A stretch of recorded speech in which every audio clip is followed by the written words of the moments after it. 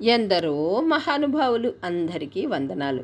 ప్రస్తుతం నేను డాక్టర్ చాగంటి సూర్యనారాయణమూర్తి గారు రచించిన డాక్టర్ కథ అన్న పుస్తకాన్ని చదివి వినిపిస్తున్నాను కదండి. ఇంకా కథనాన్ని కొనసాగిస్తానండి. పట్టణంలో వైద్య వృత్తిలో నామకుడుగా ఉంటే వైద్యుని నెత్తిని ప్రసిద్ధ పురుషుల వైద్య బాధ్యత చాలా భాగం పడుతుంది. ఈ నాయకుల్లో చాలామందికి వ్యాధి, మందులు, వైద్యము, వైద్యుడు వారి ప్రోగ్రాం ప్రకారం నడవాలి. ఇలాంటి రోగులకు సరిగ్గా వైద్యం చేయడానికి ఎంతో నేర్పు, వైద్య జ్ఞానము గట్టిగా నిర్మోహమాటంగా చెప్పడం అవసరం. ఒక రాడికల్ డెమోక్రాటిక్ పార్టీ నాయకుడు ఒకసారి మా పట్టణం వచ్చాడు. ఆయనకేదో గుండె జబ్బని, గుండె దడతో బాధపడుతున్నాడు చూడమని ఆయన భార్య, స్నేహితులు వచ్చి పిలిచి నన్ను రోగి వద్దకు తీసుకుని వెళ్ళారు. నేను ఆయన్ను చూసేటప్పటికీ ఏదో గోలగా ఉన్న మీటింగులో కేకలేస్తున్నాడు. ఆయన్ను లోపలికి తీసుకుని పోయి పరీక్ష పూర్తిగా చేశాను. రక్తపోటు బాగా ఎక్కువగా ఉంది. గుండె అప్పుడప్పుడు ఆగి కొట్టుకుంటోంది. మొహము, కాళ్ళు నొక్కితే నీరుతో సొట్టలు పడుతున్నాయి. మూత్రం పరీక్షిస్తే దానిలో కావలసినంత జబ్బుంది. ఆయన సిగరెట్లు మొదలైన మత్తు వస్తువులు పూర్తిగా విసర్జించి ఉద్రిక్తత పెంపు చేసే అన్ని పనులకు స్వస్తి చెప్పకపోతే ఆయన గుండె ఇక ఎక్కువ కాలం ఆ రక్తపోటును తట్టుకోదని ఆయనతో కఠినంగా చెప్పాను. ఈ డాక్టర్లందరూ ఇన్నాళ్ళ నుంచి ఒకటే కథ చెబుతున్నారని, ఒట్టి కంగారు మనుషులని సణిగాడు. సేట్ గారు, మీరు కథనేది నిజం కావడానికి ఎంతసేపు కావాలి అన్నాను. ఆయన భార్యతో, మీరు గట్టిగా ఈయన్ను ఎవరితోనూ మాట్లాడకుండా, ఏ మత్తు వస్తువులు దగ్గరకు రానియకుండా మంచం మీద విశ్రమింపజేస్తే ప్రాణం దక్కుతుంది. నేను వైద్యం చేయగలను అన్నాను. ఆమె సరే అన్నది. మరి 2 రోజుల తరువాత ఒక మనిషి కంగారుగా వచ్చి, సేఠ్ గారు స్మృతి లేకుండా పడిపోయారు, దయచేసి తొందరగా వస్తారా అన్నాడు. నేను వెళ్ళి పరీక్ష చేసేసరికి చుట్టూ 4-5 పత్రికా విలేకరులు ఆదుర్దాగా ఆయన్ని చూస్తున్నారు. ఆయన ఒక పడక కుర్చీలో కళ్ళు మూసుకుని ఆయాసపడుతూ ఉన్నాడు. పడుకోబెట్టి రక్తపోటు కొలిచే పనిముట్టు ప్రమాణానికి కూడా మించి ఉన్నది. గుండెదడ కూడా చాలా ఎక్కువగా ఉన్నది. మందిచ్చి కొంచెం విశ్రమించాక, ఏమిటి విశేషం అని అడిగాను. ఆయన మర్నాడు మద్రాసు ప్రయాణం పెట్టుకున్నాడు కాబట్టి కొందరు పత్రికా విలేకరులు ఆయన్ను సందర్శిస్తామన్నారని, తాను వద్దంటున్నప్పటికీ ఆయన వారికి దర్శనం ఇచ్చారని, అప్పుడు ఆ విలేకరులు ఆయన పార్టీ విషయమై ఏవో కొన్ని అడ్డదిడ్డపు ప్రశ్నలు అడిగారని, అందుకు కోపావేశంతో వాళ్ళని కొట్టడానికి కూడా సిద్ధమై మూర్ఛపడిపోయాడనని ఆయన భార్య చెప్పింది. నా అదృష్టవశాత్తు ఆయన మర్నాడు మద్రాసు వెళ్ళాడు. ఇక ముందు జరగవలసింది ఈయన కర్మ కాకపోతే మద్రాసు డాక్టర్ల కర్మ. నేను చాలా కాలం నుంచి ఒక పెద్ద దేశ నాయకుడికి డాక్టర్ని. ఆయనకు ఎప్పుడూ తన గుండె చాలా బలహీనమైనదని, ఎప్పుడో అప్పుడు ఏమరి ఉంటే మోసం చేస్తుందని చెబుతూ, ప్రమాదం వస్తే దాన్ని పుష్టి చేయడానికి చంద్రోదయం అనే ఆయుర్వేదపు మాత్ర దగ్గర ఉంచుకుంటూ ఉండేవాడు.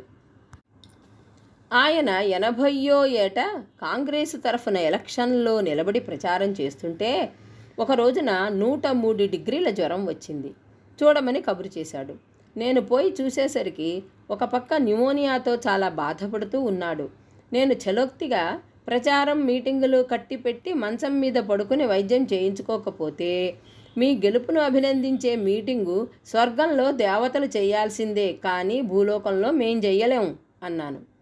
ఆయన చాలా వరకు రోగభయం వల్ల చెప్పిన మాట వినేవాడు. కానీ దేశానికి తన సేవ అవసరమని తోస్తే ఎంతో నిర్లక్ష్యంతో సంచరించేవాడు. ప్రస్తుత వ్యాధి కొంచెం తగ్గాక ఎవరితోనూ చెప్పకుండా ఒక ఊళ్ళో కమ్యూనిస్టు ప్రాబల్యం ఎక్కువగా ఉందని, ఒక కారు మీద 40 మైళ్ళు వెళ్ళి రాత్రి 2 గంటలకు హోరుమనే వర్షంలో 2 మీటింగులు చేసి లెక్చర్లు ఇచ్చి ఇంటికి చేరాడు. నేను మళ్ళీ చూసేసరికి జ్వరము, న్యూమోనియా ఎక్కువైనాయి. ఇచ్చిన ఇంజెక్షన్లు పనిచేయడం లేదు.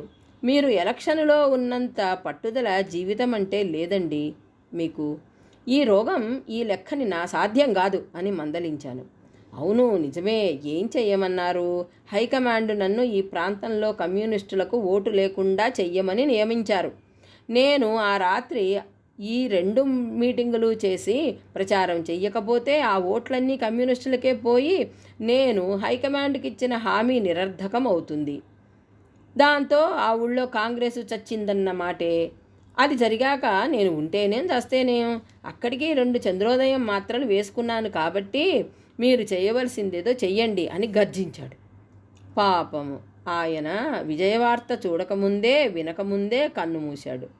దేశనాయకుల వైద్యంతో వచ్చే పేచీయే గాయకులు, నటకులు మొదలైన ప్రఖ్యాత పురుషుల వైద్యంలోనూ తటస్థిస్తుంది. ఈ 2 తెగల ప్రసిద్ధ వ్యక్తులకు ప్రజానురంజకమే పరమలక్ష్యం.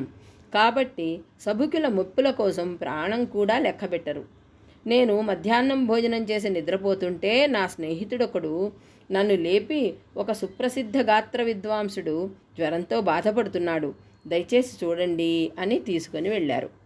ఆ సాయంత్రం మా ఊళ్ళో ఆయన గాత్ర కచేరీ ఏర్పాటైంది. నేను ఆయన గుండె పరీక్షిస్తే దానిలో జబ్బు కనపడింది. రక్తపోటు ఎక్కువగా ఉంది, లివర్ కొంచెం పెద్దదయింది. ఇవన్నీ చూచి, మీకు జబ్బు ఎప్పటి నుంచి, కొంచెం దీని చరిత్ర విశదంగా చెప్పండి అని అడిగాను.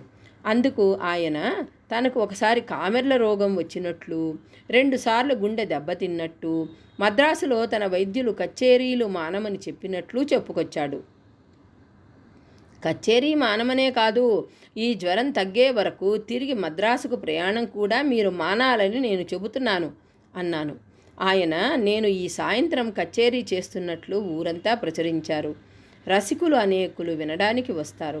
నేను పైగం కూడా తీసుకున్నాను. ఏదో మొహం కనబర్చి రాగలను, కానీ కచేరీ మానేయడం అసభ్యం కాదండి అన్నాడు. ఆ సాయంత్రం కచేరీకి నేను కూడా వెళ్ళాను. జ్వర ప్రకోపం వల్ల ఆయన సంగీత ప్రకర్ష విజృంభించిందో ఏమో కానీ ఆ రోజున అద్భుతంగా పాడి రక్తి కట్టించాడు. అంతేకాదు, ఆ సంచారంలో పెద్ద పట్టణాల్లో నవరాత్రుల సందర్భంలో ఆయన చేసిన కచేరీల ప్రాశస్త్యం పత్రికల్లో చదివినప్పుడు నిజంగా మంచి గాయకుడికి మంచి గాత్రం ఎంత అవసరమో గట్టి గుండె కూడా అంత అవసరమేమో అనిపించింది. వైద్యరీత్యా ఈ ప్రసిద్ధ పురుషుల జాబితాలో శతవృద్ధులను కూడా చేర్చాలి. వీరికి వైద్యం చేయడం కూడా చాలా అసాధ్యమైన పని. 95 ఏండ్ల ఒక వృద్ధ స్త్రీకి నేను మలబద్ధకానికి వైద్యం చేయవలసి వచ్చింది. నేను ఆమె కుటుంబానికి చిరకాల స్నేహితుణ్ణి కాబట్టి ఆమెకు, ఆమె సంతతికి చిన్నవి మొదలు పెద్దవి వరకు అనేక జబ్బులకు వైద్యం చేయడం జరిగింది. ఒక రోజున ఆమె నన్ను పిలిచి, నాకు 4 రోజుల నుంచి విరేచనం కాలేదు, కుడి డొక్కలో నొప్పిగా ఉంది, కొంచెం చూడయ్యా అన్నది. నేను చూచి ఇది మలబద్ధకము వలననే పుట్టిందని ఎనిమా చేయించి అతి సున్నితములైన మందులు విరోచనమునికి ఇచ్చాను. ఏమీ కాస్తైనా కదలిక లేదు. పోను పోను విరేచనములకు ఎంత ప్రయత్నం చేసినా నిష్ప్రయోజనం అయింది. ఈ విధంగా 12 రోజులు గడిచాయి. చివరకు ఈ వ్యాధి మందుల వల్ల తగ్గదేమో, ప్రాణం కాపాడడానికి శస్త్రవైద్యం అవసరమేమో పరీక్షించమని ఒక సర్జన్ని తీసుకొచ్చాను.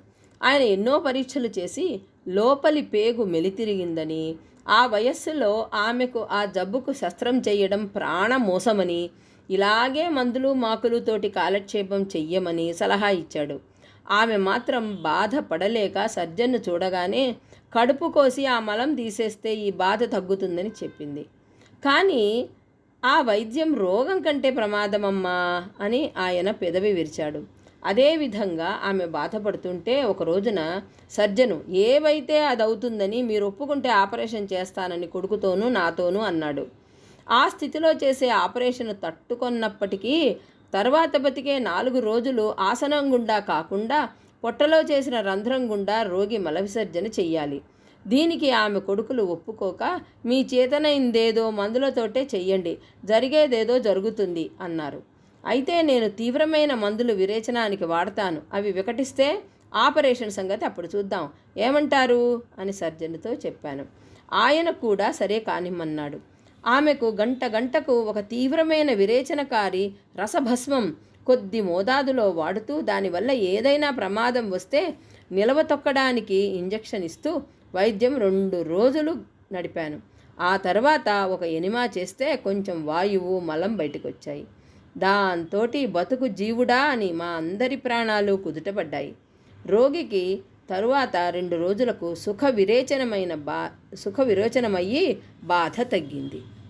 ఇక్కడితో ఈ కథనం ఆపేస్తానండి. తిరిగి తరువాయి భాగంలో కలుసుకుందాం. అంతవరకు సెలవు. మీకు గనక డాక్టర్ కథ నచ్చితే లైక్ చేయండి, షేర్ చేయండి, సబ్స్క్రైబ్ చేసుకుని నన్ను మరింతగా ప్రోత్సహించండి. ఉంటానండి. నమస్కారం.